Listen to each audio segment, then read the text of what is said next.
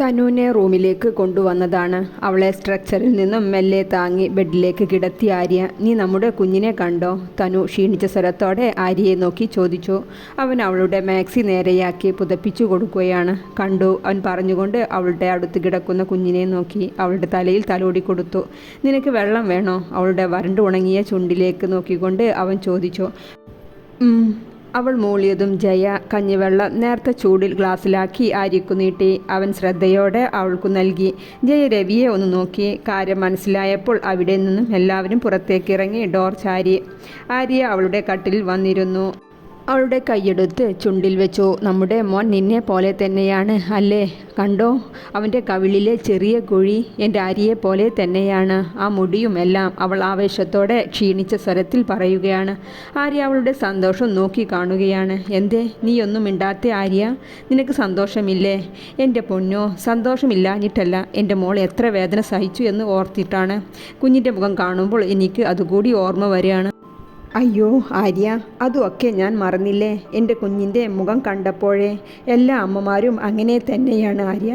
കുഞ്ഞിനെ കാണാനുള്ള ആകാംക്ഷയിൽ വേദനയെല്ലാം സഹിച്ചും ക്ഷമിച്ചും നേരിടും.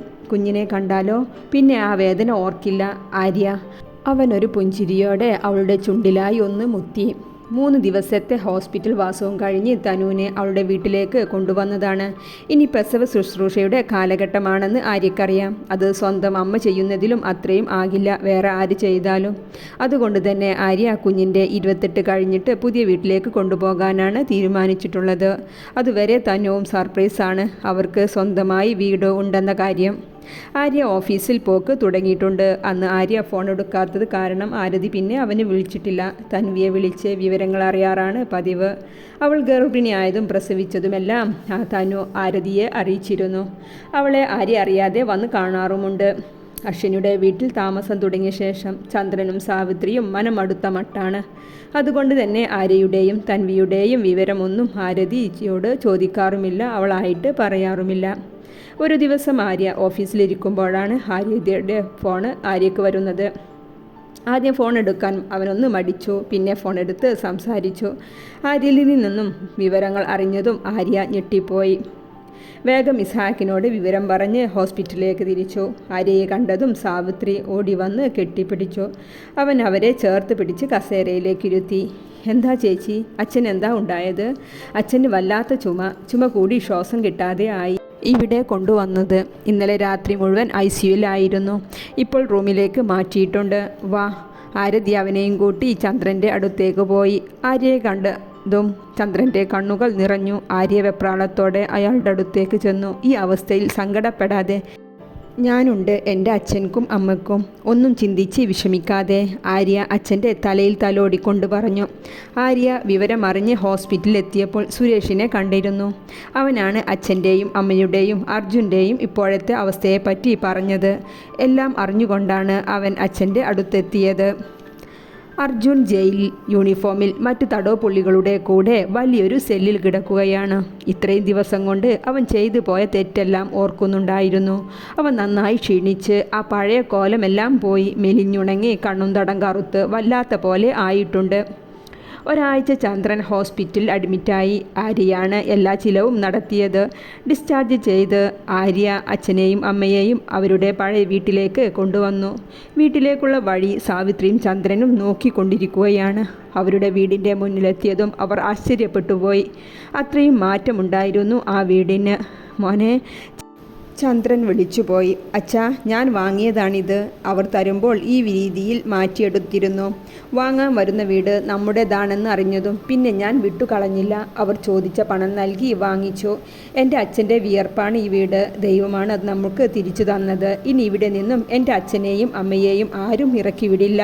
ആര്യ അച്ഛനെയും അമ്മയെയും ചേർത്ത് പിടിച്ചുകൊണ്ട് പറഞ്ഞ് വലതുകാൽ വെച്ച് അകത്തേക്ക് കയറി. വീടിൻ്റെ ഉൾവശത്തുള്ള മാറ്റങ്ങൾ ഭംഗിയും കണ്ട് സാവിത്രി ചന്ദ്രനെ ഒന്ന് നോക്കി. മോനെ, തൻവി മോൾ എവിടെ?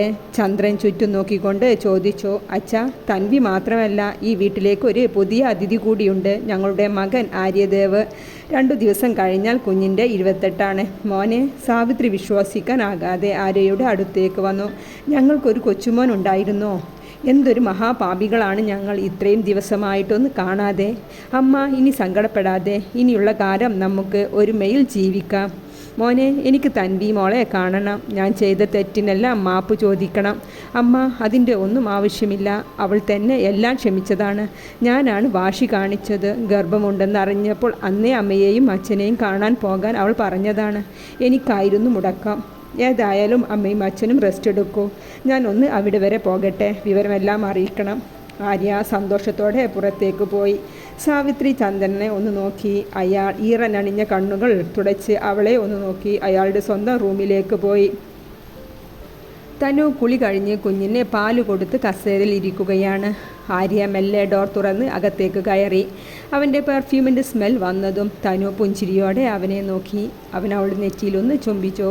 എന്തേ ആര്യ, മുഖം നല്ല സന്തോഷത്തിലാണല്ലോ. പിന്നെ എൻ്റെ ഭാര്യയുടെയും കുഞ്ഞിനെയും കാണാൻ എനിക്ക് സന്തോഷം തന്നെയല്ലേ ഉണ്ടാവുക? ഓ, സമ്മതിച്ചു. അവൾ പുഞ്ചിരിച്ചുകൊണ്ട് മാക്സി സിബ് കയറ്റി കുഞ്ഞിനെ തോളിലേക്കിട്ടു. ഒന്ന് മുതുക് തടവി കൊടുത്തു. തനു, മറ്റന്നാളല്ലേ കുഞ്ഞിൻ്റെ 28. നൂലുകെട്ടിന് അച്ഛനും അമ്മയും ഉണ്ടാകും, ചേച്ചിയും സുരേഷ് ഏട്ടനും എല്ലാവരും. അവൻ ഉത്സാഹത്തോടെ പറയുകയാണ്. തനു അവനെ തന്നെ നോക്കിയിരുന്നു.